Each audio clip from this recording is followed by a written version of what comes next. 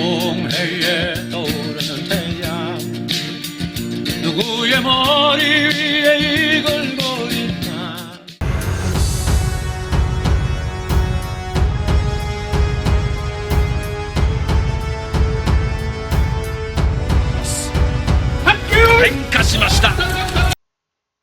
여기 보면은 조선, 카라사르, 홀본, 옛날 졸본부여 앞에 분 홀본이죠.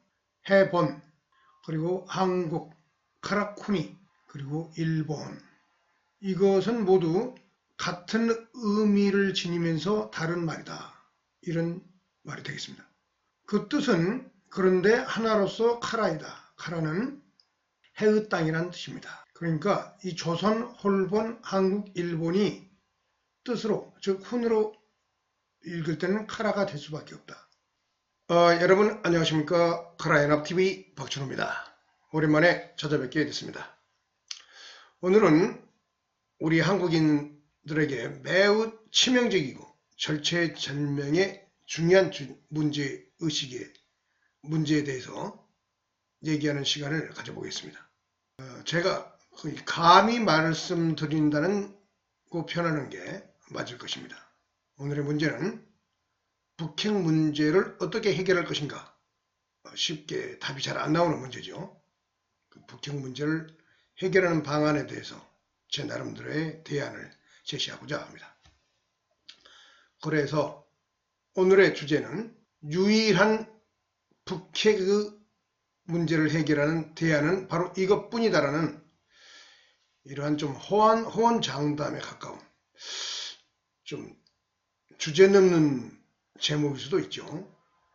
상당히 해결하기 어려운 문제인데 이 문제를 해결하는 대안을 카라연합TV가 제시하겠다. 이런 얘기니까 허풍선이 같은 사람이 있나 이렇게 생각할 수도 있습니다. 그러나 제가 고민을 좀 여러 번 해보다가 아무리 봐도 이것밖에 대안은 없다. 그 나머지 대안은 위험하다.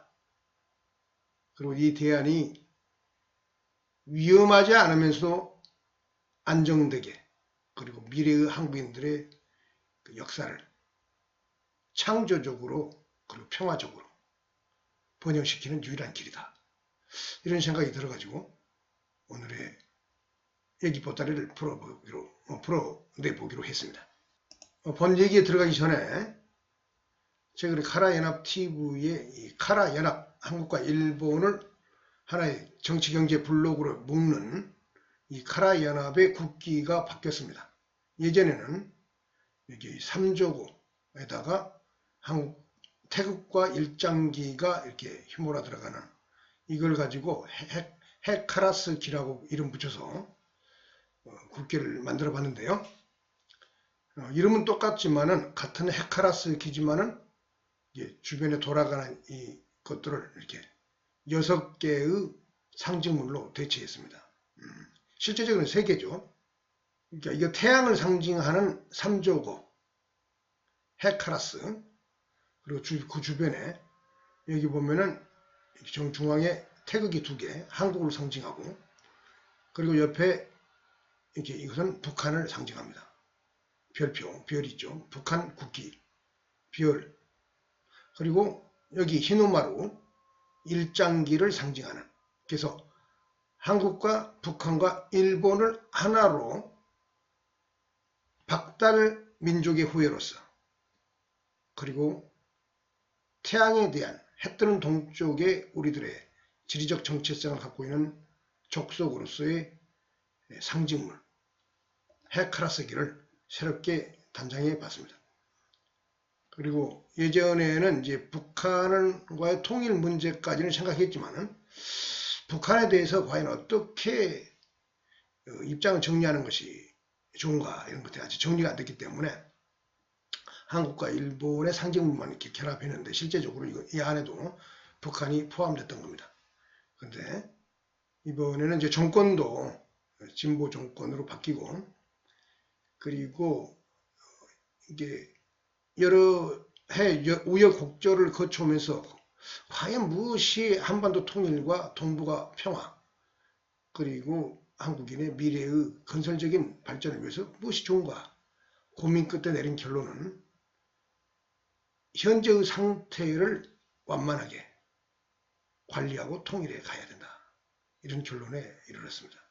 그래서 이게 북한의 국기도 이렇게 공식적으로 첨부해서 해카라스기를 마지막으로 만들어 봤습니다. 그리고 다음에 여담으로 해바라기가 보이는데요. 해바라기는 한국말로 해바라기죠. 근데 일본말로는 뭐라고 하느냐? 히마와리라고 부릅니다. 히마와리. 제가 제미나이 그 인공지능에게 물어봤는데 이렇게 답이 나왔습니다.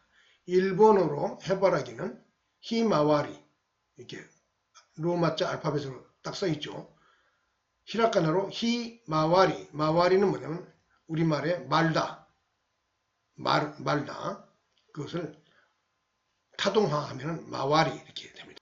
근데 히마와리, 이게 해가 돌아간다, 이게 해 모양으로 돌아간다 이런 말이죠. 해바라기. 이런 언어 어원 분석을 해서 한국말과 일본말을 비교해 보면은 해와 희가 일치하죠. 모음은 크게 문제될 게 없어요. 자음이 중요한 겁니다. 그리고 이거는 바라기, 우리는 바라보는 거고, 여기는 마와리, 말리는 거로 언어를 선택해서 각자의 이 해바라기의 명사를 만들었는데, 이게 마와리도 원래 한국어에 있다. 말다. 자, 해바라기는 그렇고요. 그 다음에는 이제 국기를 바꿨으니까 휘장도 좀 바꿨습니다. 휘장에 보면 이렇게 봉황 무늬가 있고 여기에 히마와리, 히카라스기가 들어가지요. 카라야라비라고 되어 있고, 제 지금 바로 뒤에 있는 이것이 바로 그것입니다. 시각적으로 효과를 좀 주기 위해서 휘장을 새로 마련했습니다. 이번에 히카라스기의 양쪽에 봉황이 있죠. 이게 홍산 문화에는 봉황과 용이 둘 다 상징물로서 고대의 문명의 초기에 있었다는 것이 홍산 문화 발굴 결과 나타나긴 했는데, 우리 청와대에는 이 바로 봉황 무늬를 써서 그 국가의 수장의 상징물로 쓰고 있죠. 근데 우리 봉황은 바로 뭐가 관련이냐? 여기 보면은 지금으로부터 2000년 전에 쓰다가 땅에 묻혀서 최근에 발굴된 요령성 평강주기에서 발굴된 청동 박글 장식입니다. 여기 예전에도 많이 얘기했지만은 여기에 바로 조이족의 당군 신화와 관련된 얘기가 그대로 상징적으로 조각되어 있음을 알 수 있습니다. 청동 박글 장식입니다. 여기 보면은 이게 새죠. 이게 독수리 같은 그런 거죠. 이거는 그러니까 이 봉황과 관련되는 그런 이미지로 동일시할 수 있습니다. 그래서 이걸 집어본 겁니다. 그리고 이게 호랑이와 곰이 당군 신화의 주인공이 나오지요. 그리고 유라시아 초원벨트의 주인공 투르크와 몽골의 상징이 여기 늑대가 있습니다. 저는 이 그림, 이 청동 박글 장식을 보면은 마음이 뜨뜻해지고 힘이 솟고 기분이 좋습니다. 그래서 이 그림을 제가 가져왔고, 이게 보면은 한국인의 역사적인 고대로부터 정체성으로서 봉황 이거, 그 다음에 조이족, 여기가 이제 조이족을 말하는 거예요. 토템의 상징이기 때문에. 그리고 이 얘기가 당군 신화의 얘기죠. 당군의 탄생 신화와 관계되는 모든 얘기가 다 들어있어요. 이게 환웅은 사실은 이 조이족이라고 봐야 됩니다. 환웅이 당군을 낳죠. 여기 곰, 웅녀와 결혼해서 곰족과 정치적 결합을 했다, 이런 말이 되겠습니다. 그리고 해, 태양, 고구려의 상징이 삼조고, 여기 보면 해카라스기의 해. 그래서 광명 2세 제세 2화, 당군 신화의 이념이 광명 2세죠. 광명, 밝은 빛으로서 세상을 다스린다. 이게 해, 태양과 관련이 있다는 것을 알 수가 있습니다. 이제 우리 한국인들은 이러한 상징적인 것들을 이렇게 발굴된 이런 자료를 가지고 우리들의 정체성 교육을 좀 강화해야 되는, 새로운 국가적 아이덴티티, 미래 비전, 이런 것들을 제시하는 그런 문화운동, 국가 시책이 마련돼서 실제 현장에서 학교에서 자라는 아이들에게 미래 세대에게 교육시키고 다듬어야 된다. 그래야만이 지금 카라이나 TV가 자꾸 말씀드리는 동북아시아의 새로운 질서의 중요한 중추적인 참여자로서 그리고 미들 파워 내지는 어떤 국제정치적인 영향력을 극대화해 나가는 어떤 기본적인 정서적, 정체성적 토대를 마련할 수 있다. 이런 얘기를 하고 싶은 겁니다. 거기에 덧붙여서 이거는 이제 신라 고분에서 나오는 것들을 가져와 가지고 우리 한국인들이 어떠한 품성을 지녀야 하는가, 우리들이 현재 무엇이 부족한가, 이런 것들을 한번 되새김질 해보기 위해서 이 두 가지의 출토문들을 가져왔습니다. 이걸 보면은 기마인무릉 톡이죠. 신라 대릉원에서 발굴된 겁니다. 저는 이 기마인무릉 톡이를 보면은 진짜 기분이 상쾌해지고 응원해지고 그냥 말을 타고 광야를 달리는 그 흥분과 활달과 그 경쾌함과 그 기분 좋음, 그 모든 것들이 마음 정서 깊은 곳으로서 솟아나면서 휩싸여 옵니다. 정말 기분이 좋습니다. 이 기마인무릉 톡이 이게 바로 신라인의 상징입니다. 이런 게 뭐 고구려 백제도 관계가 있어요. 근데 신라의 무덤에서 발굴됐기 때문에 그리고 삼국을 신라가 통일했기 때문에 더 의미를 더 갖게 되는 것입니다. 그리고 여기 오른쪽에 보면은 금동 미륵 방가 사유상이죠. 이게 불교가 들어온 이후에 이제 이런 것들이 만들어지게 되는데 이게 활달한 기상의 어떤 유목민적인 기질, 활달함 이런 것들에 플러스해서 이렇게 농경적이면서도 정착생활을 하는 내성적인, 내향적인 그러면서 자기 자신을 항상 객관화시켜서 자기의 마음을 컨트롤하고 부처가 되는 그런 자기 심성의 어떤 갈구닦음을 항상 스스로 연마했던 한국인들의 역사적 전통의 상징물이라고 볼 수 있기 때문에 이것이 내성적인 측면의 한국인들의 어떤 꼼꼼함, 그러면 성실성 이런 것을 보여준다면 이거는 활달한 외향적인 기질의 어떤 표상이라고 볼 수 있겠습니다. 이 두 가지를 결합해서 적절한 내면적 관리의 차원을 스스로 한국인들이 갖추어 간다면 그것이 또한 또 하나의 중용이 아닌가 그런 생각을 해보게 됩니다. 그래서 이 기마인무릉 토기와 이게 금동 미륵 방가 사유상 이 두 가지를 본 얘기에 들어가기 전에 지금 잠시 보여드렸습니다. 그러면은 본 얘기에 들어가서 북한 핵 문제의 해결책에 대해서 본격적으로 말씀드리는 시간을 갖도록 하겠습니다. 그 핵심적인 주제는 한마디로 말하면 먼저 서두에서 정리하면 이겁니다. 헌법 북핵 교환 협정입니다. 그 방법은 동태적 접근법. 동태적이라는 게 무엇입니까? 미리 타임라인을 설정해 가지고 그 타임라인 내에서 질서 있고 체계적으로 북핵 문제를 해결해 간다. 그런데 북핵 문제를 해결하는데 헌법과 교환을 한다 이런 뜻입니다. 그래서 헌법 북핵 교환 협정이 오늘 얘기의 확실한 주제가 되겠습니다. 그러면 그 얘기를 보다 구체적으로 더듬어 가보도록 하겠습니다.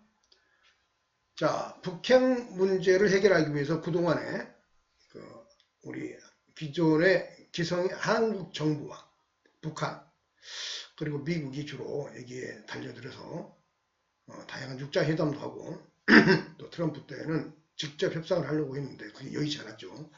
그런 과정에 있었던 정책들을 크게 두 개로 분류할 수 있고 새롭게 미국의 트럼프 행정부가 만지작거리는 게 이 세 번째 것이 될 수도 있습니다. 먼저 첫 번째는 CVID라는 것이죠. Complete 완전하고 Verifiable 검증 가능하며 irreversible, 돌이킬 수 없는 완전한 dismantlement, 해체, 이런 원칙을 가지고 그동안에 북핵 문제에 미국이 접근해 왔습니다. 우리도 거기에 동조해서 거기에 따라왔고요. 그런데 이게 과연 현실적으로 이게 가능하냐? 제가 보기에는, 그리고 전문가들의 얘기를 들어보면은 이거는 거의 불가능하다. 저는 그렇게 보고 있습니다. 이유는 뭐냐면은 그동안에 리비아의 가다피랄지, 그다음에 최근에 이란에 미국에 의한 그 핵공격, 마폭탄, 땅을 뚫고 들어가서 폭파시키는 그 공격을 했죠, 최근에. 그리고 우크라이나에 그 핵을 내려놓은 이후에 최근에 러시아가 우크라이나 침공해가지고 지금 3년이 넘어가는 전쟁? 3년? 그 정도 지금 전쟁을 하고 있는데요. 이 모든 것들이 뭐냐면 핵이 없었기 때문에 결국은 당하고 있는 거다. 이렇게 북한은 바라보고 있을 가능성이 큽니다. 실제로 그럴 겁니다. 그래서 핵을 갖고 있지 않으면 우리는 끝난다. 이런 입장을 북한이 갖고 있기 때문에. 그 다음에 세계 정세가 최근에 바뀌어가지고 우크라이나 전쟁 이후에 러시아와 북한이 밀착하고 있고, 이런 상황으로 볼 때 이 CVID 방법으로는 이 문제를 해결하는 것은 이제 더 불가능하게 됐다. 북한이 항복을 완전히 하고 나오는 것을 의미하는데, CVID라는 게 이제 러시아도 이제 협조하지 않고 사실상의 군사 동맹 관계로 러시아와 북한이 이렇게 진행하고 있는 상황에서 이 해결책은 좀 힘들다, 쉽지 않다. 그리고 이게 방금 전에 말씀드렸던 이러한 교훈을 이미 북한이 얻었기 때문에 핵을 자체적으로 적극적으로 포기할 일은 없을 것이다. 이렇게 보는 것이 현실적인 맥락이라고 볼 수 있습니다. 이제 이란식으로 미국이 최근에 방커버스터를 통해서 그 핵과 관련된 시설들을 파괴를 했죠. 근데 이란은 핵을 갖고 있는 상태는 아닙니다. 그런 상태였기 때문에 그렇게 무자비한 공격을 받아가지고 좀 불능 상태가 됐는데, 이런 것들을 볼 때 북한은 그런데 핵을 전문가들에 따지면 50개 이상의 핵탄두를 이미 보유하고 있을 것이다. 이렇게 보고 있는데요. 그런 식으로 이란을 다루듯이 미국이 한다. 우리 한국 정부가 그게 동의할 수 있느냐? 이스라엘과 이란은 떨어져 있는 나라고 우리는 바로 남북으로 붙어 있는 나라인데, 우리에게 너무 부담이 크고, 그리고 그런 일이 있을 때 북한은 핵을 갖고 있기 때문에 핵 반격의 위험에 노출된다. 이것은 대단히 쉽지 않는 선택지일 수밖에 없다. 이렇게 말씀드릴 수 있겠습니다. 그래서 이것도 사실은 불가능에 가깝다. 1과 2는 현실적으로 불가능하다. 그래서 제3의 대안으로서 얘기가 조금씩 거론되고, 한국 정부와 일본 정부 내에서는 좀 거부감이 좀 있는 좀 조심스러운 접근 방법이 여기 세 번째, 핵 동결이라는 것입니다. 일종의 스몰 딜인데요. 완전히 해체하는 게 아니고 일단은 핵 동결을 하고, 이게 내용을 보면은 현재의 핵을까지는 인정을 한다. 단 추가로 핵 개발과 관련되는 것은 진행하지 않는다. 금지하고, 장기적으로는 IAEA 사찰을 받으면서 단계적으로 어떤 이권을 주고받으면서 핵을 축소하고 제거해 나간다. 그리고 북한의 안전을 보장한다. 북한 정권에. 바로 이러한 접근이 핵동결 스몰 딜이라는 건데, 이게 트럼프 행정부가 만지작거리고 있는 것 같습니다. 그리고 이 방법에 대해서 한국과 일본이 동의를 해야만이 이게 가능한데, 쉽게 동의하기가 어려운 측면이 있죠. 북한 핵을 인정한다는 것은 한국과 일본에게, 특히 우리 입장에서는 대단히 국제정치적인 역학에서 불리한 위치에 놓이는 것입니다. 그리고 인정할 수 없는 것이죠. 그래서 우리는 핵 균형으로서 핵무장을 해야 되느냐 마느니, 이런 정치가들 간에 국회에서 논란이 많습니다. 이전 바로 전 정부인 윤석열 대통령도 그 문제를 갖고 미국의 바이든 행정부와의 만남에서 자꾸 그 핵을 소유하는 문제, 공유하는 문제라고 트라이를 하고 실험을 좀 하면 미국을 시험하면서 심리를 떠보기도 하고 그러면서 복잡한 그 상황을 전개하다가 결국은 핵 공유와 비슷한 그런 새로운 보다 강한 핵 우산이라는 그 측면으로 낙찰을 본 면이 있었는데 과연 핵 균형을 우리가 자체적으로 한다는 게 가능한 얘기인가 현실적으로 거기도 우리가 핵을 가져야 된다 그런 말을 하는 사람도 있고 아니다 그건 아니다 쉬운 문제가 아니다 경제 문제도 있고 국제적인 제약이 따라오면 개방경제의 체제에 있는 우리의 입장에서는 제재가 들어오면 그건 버틸 수가 없다. 이런 복잡한 문제이기 때문에 핵균형 쉬운 것이 아니다. 이렇게 보는 것입니다. 그리고 NPT 조약을 탈퇴해야만이 그러한 절차에 접어드는데 Non-Proliferation Treaty 앞자 NPT 조약은 미국과 서방이 만들어 놨는데요. 이 핵이 전 지구적으로 확산되는 것을 방지하기 위해서 더 이상 핵을 못 갖게 하고 미국의 세계 전략에 있어서도 중요한 전략적 덕목이기 때문에 미국이 결코 용인할 수 없는 미국의 입장에 있는 것입니다. 이게 핵 도미노가 일어나기 때문에 또 곧바로 핵 균형을 맞춰주기 위해서 한국과 일본의 핵을 무장을 인정해 준다는 그런 쪽으로의 그 미국의 어떤 용인이 과연 쉬운 일인가? 미국을 입장을 배려해 봤을 때 쉬운 문제가 아니다. 그게 보는 것입니다. 그래서 근데 이 세 번째의 핵동결 스몰딜이 제가 보기에는 현실적인 대안에 가까우지 않나 이렇게 보는데 어떻게 면에서는 좀 서방이 미국이 좀 물러터진 상태에서의 어떤 한 발 뺀 엉거주춤한 어떤 양보의 측면 이거 좀 위험하지 않나 이렇게 보는 사람도 있는 것 같습니다. 그래서 방금 전에 이 세 번째 핵동결 스몰딜의 이 안을 착안해가지고 현실적 대안에서 보다 구체적으로 좀 깊이 있는 고민을 해본 게 여기 보면 헌법 때 북한 핵을 교환한다는 협정을 한번 우리가 그 타임라인 선상에서 동태적으로 접근해 보는 게 어떤가 이런 안을 제가 오늘 만들어 본 것입니다. 그것을 구체적으로 하나하나 단계적으로 살펴보면 다음과 같습니다. 첫째, 북핵의 동결과 동시에 한국식 자유민주주의 헌법을 조선이, 이건 북한을 말하는 겁니다. 북한이라고 하지 않고 독립국가인, 우리하고 이제 별개로 독립된 하나의 국가 체제로서 인정을 한 그 조선을 일부러 썼습니다. 조선이 부분적으로 그리고 단계적으로 수용한다.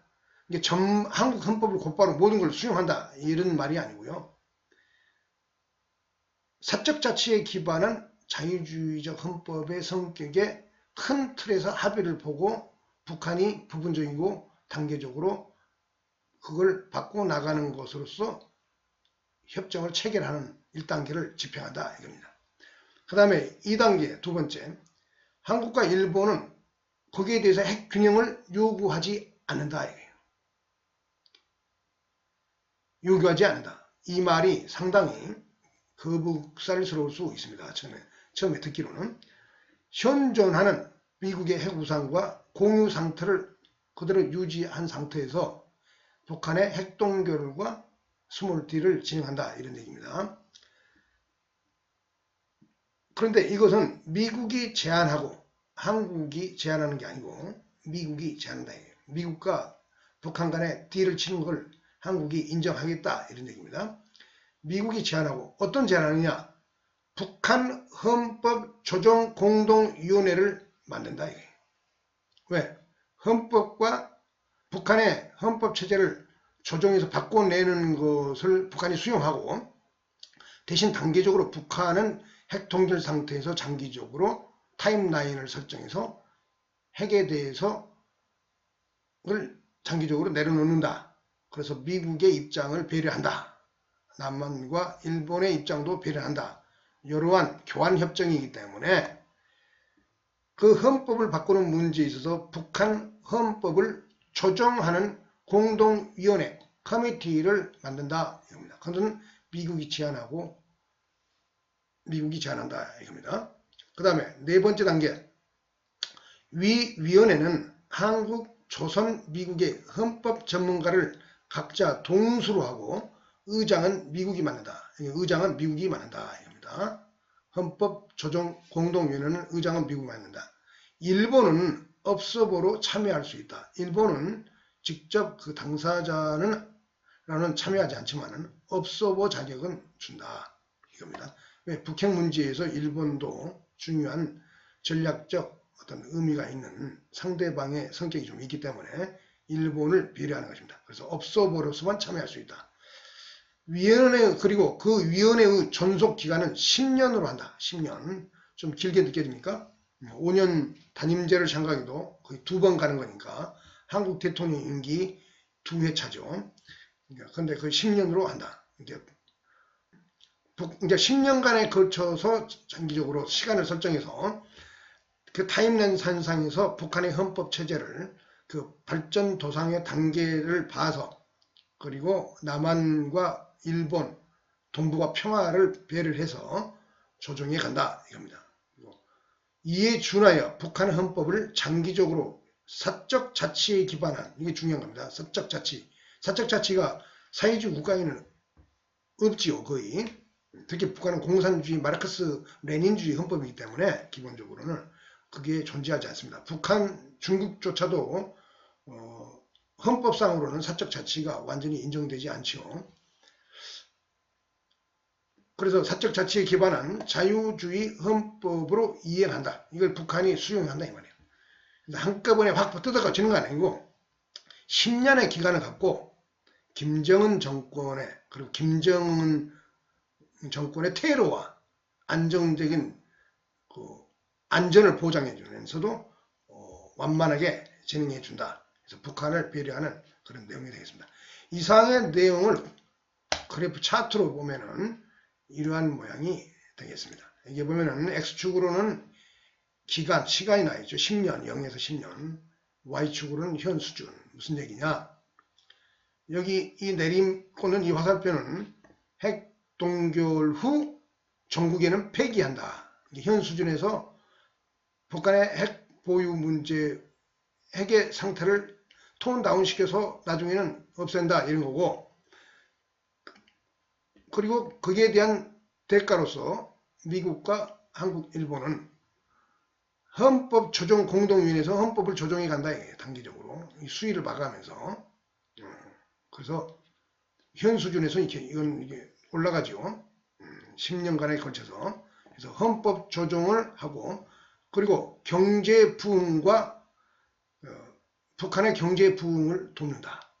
북한의 개방으로 경제 부흥을 일으키는 데 있어서 지원을 한다 이거죠. 그러니까 이걸 핵과 헌법 조항과 헌법과 그리고 경제에 대한 지원을 맞바꾼다 이런 얘기예요. 그러니까 여기 말한 대로 헌법 대 북한 교환 협정이 되는 겁니다. 내용은 대강 전체적으로 그렇고요. 그 다음 단계로서 어떤 얘기를 할 수 있느냐.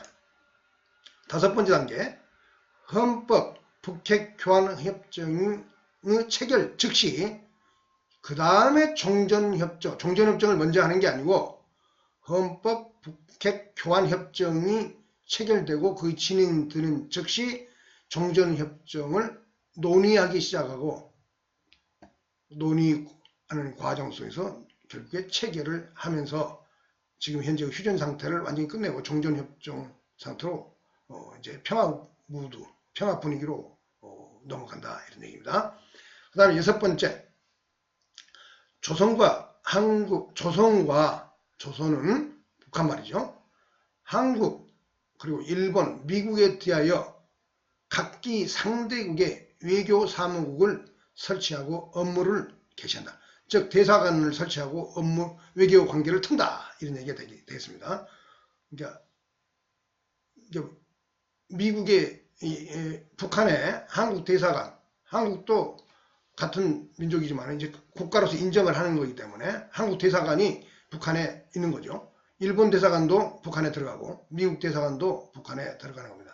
그리고 조선, 북한도 이 한국, 일본, 미국의 대사 업무를 할 수 있는, 외교 업무를 할 수 있는 대사관 업무가 진행된다. 상호 이제 확 튼다 이 말이죠. 외교 관계를. 그 다음에 8번째 단계, 조약 체결로 김정은 위원장의 주석 임기는, 이게 중요합니다. 10년을 보장한다. 10년 딱 못 박습니다. 임기를 못 박아요. 조약 체결로 10년을, 그러니까 지금 현재, 과거는 빼고, 과거는 묻지 마세요. 이런 얘기가 되는 겁니다. 현재 이 조약 체결 직후부터 절차를 밟아서 시간이 시작돼가지고 10년간 김정은 위원장의 주석 임기가 절대적으로 보장된다. 뭐 중간에 뭐 유고가 있고 뭐 그런 것들은 그 조정 헌법에 의해서 자유주의 헌법으로 남한처럼 대통령 선거를 하는 거죠. 그러니까 지금의 북한의 헌법 체제를 많이 손보는 걸 인정하고 북한이 핵동결과 맞바꿔야 된다. 이런 얘기입니다. 단 그 10년간 국가 조직의 운영은 조정된 헌법에 따른다. 이렇게 되죠. 이것은 과도기적인 경과 조치이며 과도기적이다. 10년 후는 조정된 헌법에 따라 자유선거에 의해 입법, 사법, 행정 등 국가 조직을 운영한다. 그러니까 완전히 남한 헌법하고 똑같지는 않지만은 거의 유사한 사적 자치에 기반한 자유주의 헌법이 많이 수용된 북한 헌법이 만들어지는 거죠. 물론 현재 북한 헌법이 적절히 반영된, 그러나 기본은 자유주의적 사적 자치를 근간으로 하는 헌법으로 바꾼다 이 말이에요. 즉 자유주의 헌법이라는 것과 핵을 10년간에 걸쳐서 교환해간다 이런 얘기죠. 그리고 그 과정에 과도기적으로 김정은 정권의 권력을 10년간 임기를 보장한다 이런 얘기죠. 나중에 그 헌법에 의해서 만약 김정은 위원장이랄지 김정은 위원장의 뭐 딸도 그 적당한 절차에서 능력을 쌓아서 그 대선에 출마해가지고 그 북한의 대통령 또는 주석이 될 수가 있죠. 그때 되면은 다시 김정은 위원장이 집권하는 거죠. 그 헌법에 따라서. 그리고 그 헌법에 따라서 임기를 또 끝내는 거고 이런 겁니다. 그러니까 10년은 일단 보장하는데 그 이유는 여하튼 새로 만들어진 조정헌법에 의해서 자유선거에서 입법, 사법, 행정 등 국가 조직을 운영한다. 그 다음에 9번째, 10년 후에는 새 정부 출발과 동시에 북한 헌법조정위원회는 즉시 해체한다.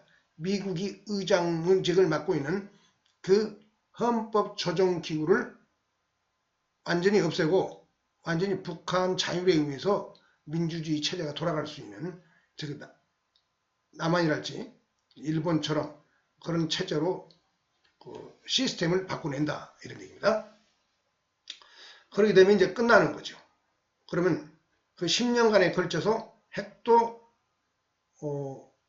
북한의 핵이 사라지고 북한의 경제 부흥이 일어나고 미국과 이제 통교를 하기 때문에 북한의 이 해양 쪽으로의 경제적 의존성도 이제 높아지고 그러는 상태로 이제 바뀌게 될 것입니다. 그렇게 되면은 북한도 부흥을 하고 빠른 속도로 우리 남한이 이 서방과의 교류 속에서 자유주의 헌법 체제 내에서 오늘의 이 그 세계 10대 교역국이며 강한 돌고래 수준의 이 정도의 중견 그 대국으로 올랐었듯이 북한도 그렇게 발전도상으로 올라오면은 나중에 그러니까 남북한이 이제 통일해 가는 그런 기본 조성으로서 북한의 수준을 올리는 그런 작업이 진행되는 것입니다. 그래서 10번째, 그런 것이 모든 게 잘 이루어지면은 어떻게 되느냐. 결국은 고려 연방공화국으로 남북한이 통일되는 것을 목표로 한다. 이런 얘기입니다.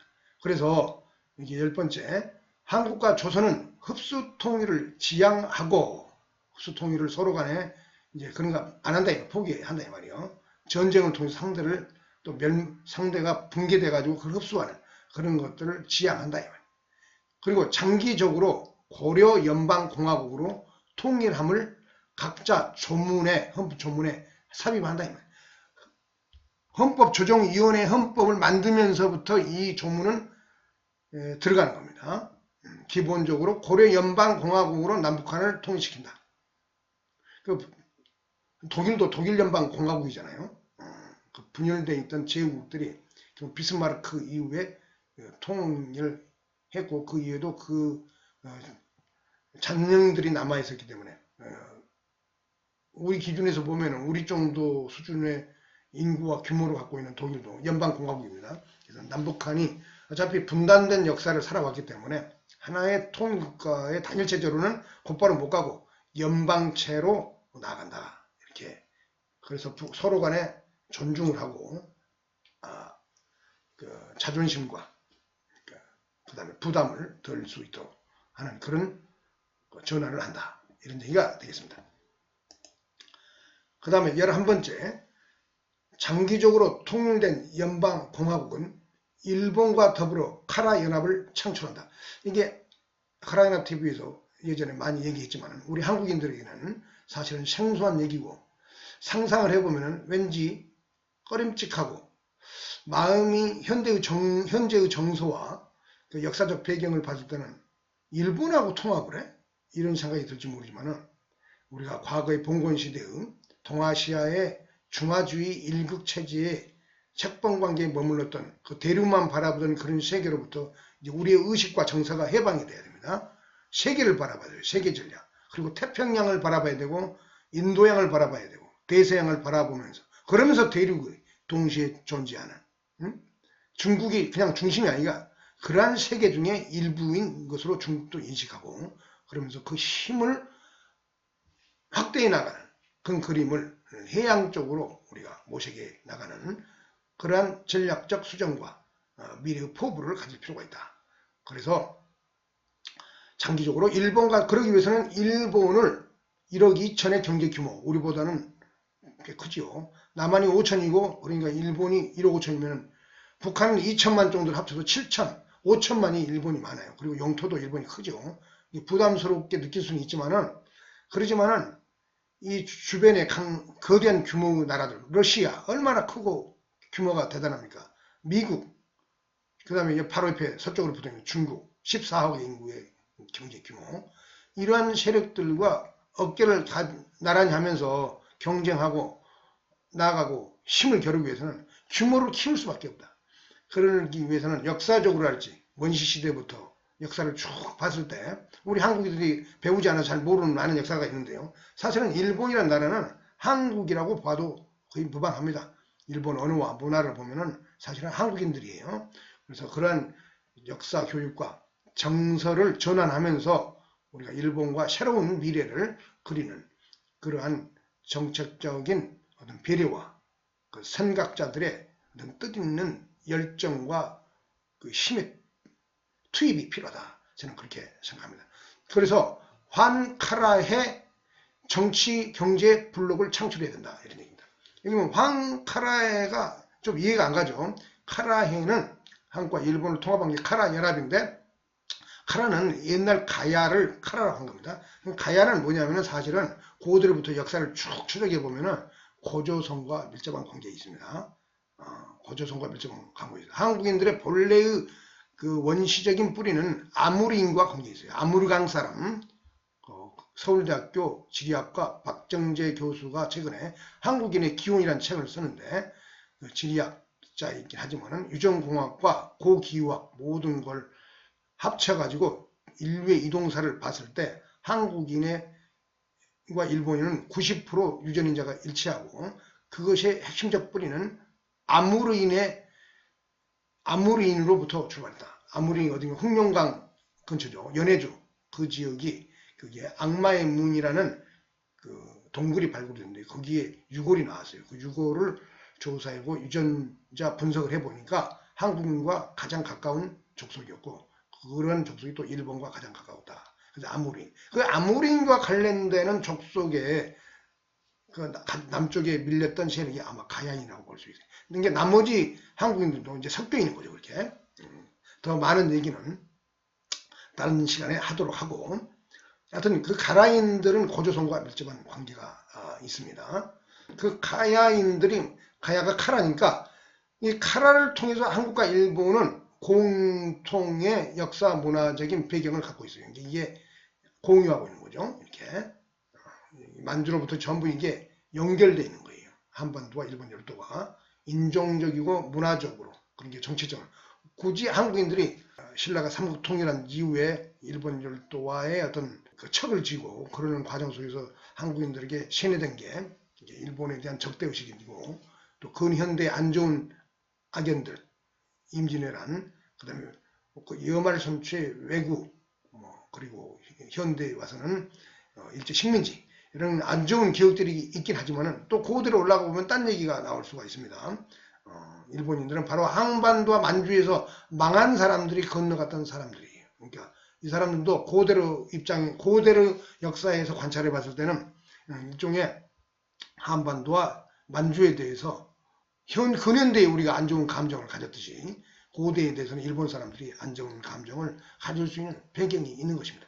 그래서 임나 인볼무라는 그러한 얘기도 그 사람들은 만들어내는 거예요. 왜? 그 사람들에게 있어서는 잃어버린 고토처럼 느끼는 거예요. 한반도와 만주를. 그러니까 그렇기 때문에 양쪽을 서로 배려하면서 이걸 하나로 통합해버려서 경제블록을 만들어버린다. 그래서 그 지명도 동해를 카라해로 바꿔야 된다. 동해. 일본 사람들은 일본해, 한국인들은 동해 그런데 카라해로. 이 카라를 중심으로 기준으로 해가지고 한국과 일본을 통합해야 된다. 일본 사람들이 그걸 받아들일까? 할지 모르지만 일본 천황가의 그 신상제 때 하는 예식에 그 무당춤 비슷한 게 있는데 연희식에 카라카미 진조무라고 한신 인장무 그 무당춤 같은 것처럼 그 이름이 뭐냐면 거기 한신 카라카미를 제사 지내고 일본 천황이 제사 지내고 있기 때문에 이 카라에 대해서 어떤 마음을 갖고 있는가를 알 수가 있습니다. 그 카라를 일본과 한국은 공유하고 있다. 역사, 지리적으로, 문화적으로. 그래서 카라를 갖고 우리는 하나로 묶어야 된다. 카라.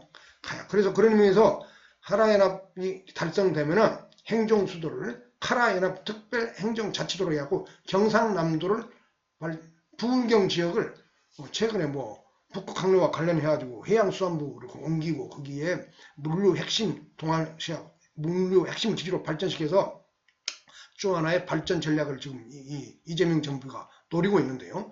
일본까지 확대해가지고 북한까지 장기적으로는 이 환카라해 경제, 정치경제 블록을 창출해야 된다. 이런 얘기입니다. 이런 비슷한 얘기를 현재의 정경련 회장이면서 SK 회장인 최태원 회장이 그런 제안을 하는 걸 보고 대단히 긍정적인 상황으로 지금 사태가 전개되고 있고 이재명 대통령도 거기에 대해서 오케이 사인을 일정 정도 했습니다. 당장 국제 환경이랄지 국제 정치 그 다음에 동북아 정세가 그런 얘기를 쉽게 꺼낼 수 있는 상황은 아니긴 하지만 우리는 이제 그 길로 천천히 한국인들이 넘어가고 있다. 현재 민주정부, 진보정부도 그러한 입장으로 대통령이 어떤 그림을 일정 정도 약간 받아들였기 때문에 그리고 일본에서 적대적인 모습을 지금 이번 이재명 정부는 드러내지 않아요. 저는 매우 긍정적으로 보고 있습니다.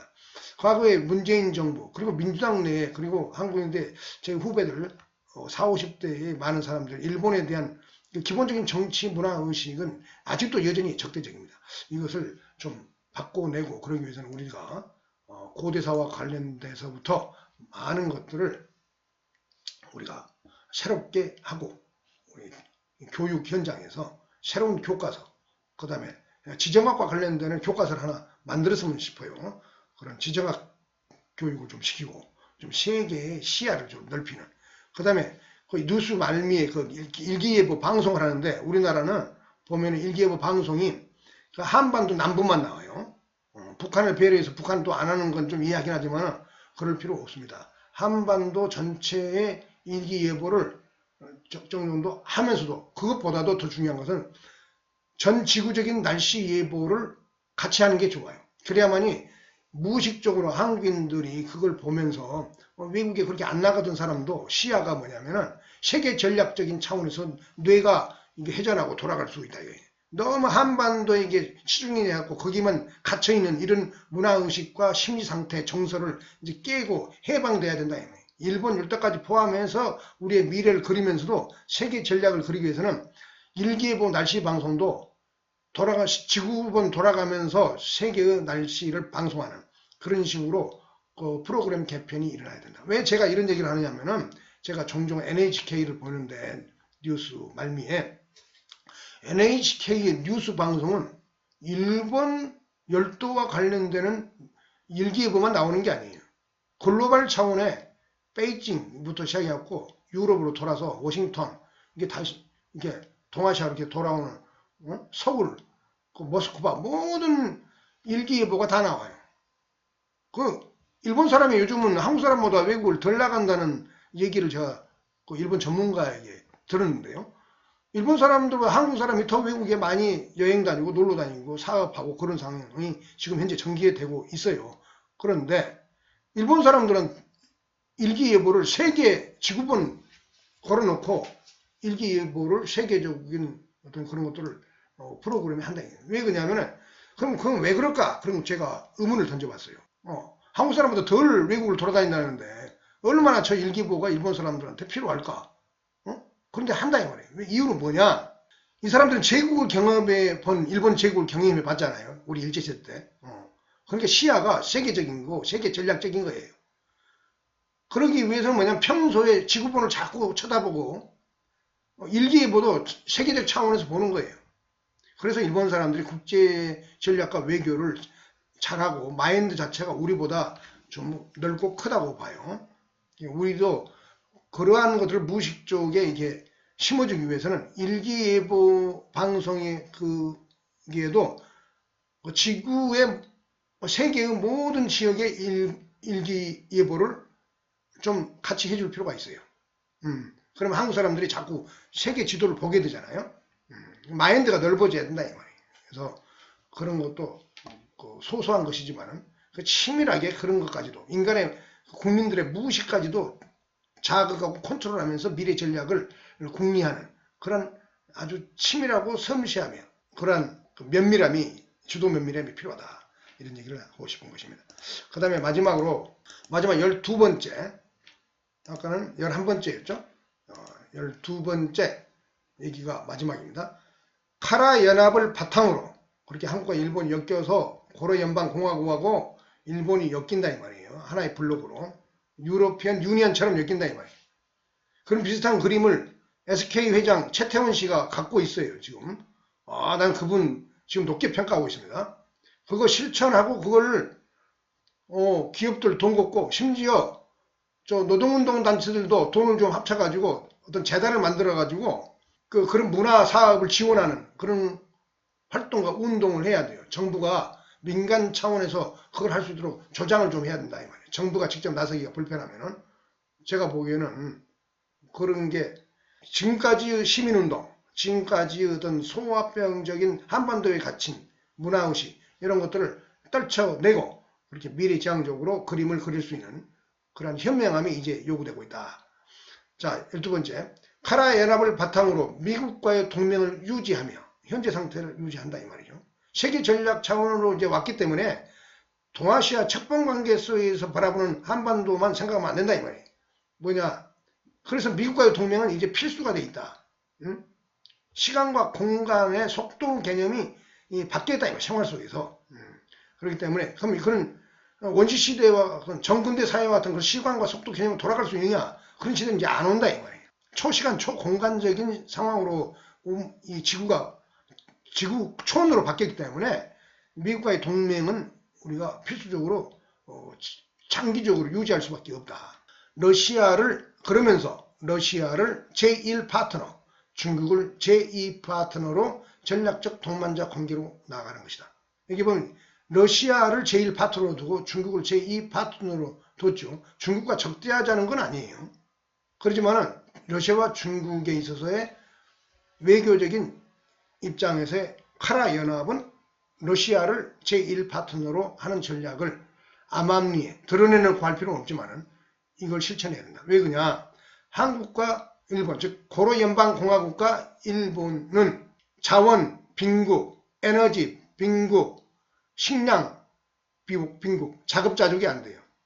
그 스스로 이 세계 체제 내에서 성실하고 과학기술도 발전하고 수준도 높고 그러지만은 민도도 높지만은 이 사회 경제 시스템의 기초가 되는 에너지와 자원, 식량이 스스로 해결을 못하기 때문에 어딘가로부터 사와야 돼요. 전시에는 그 외부가 그 틀에 막히면은 끝나는 거예요.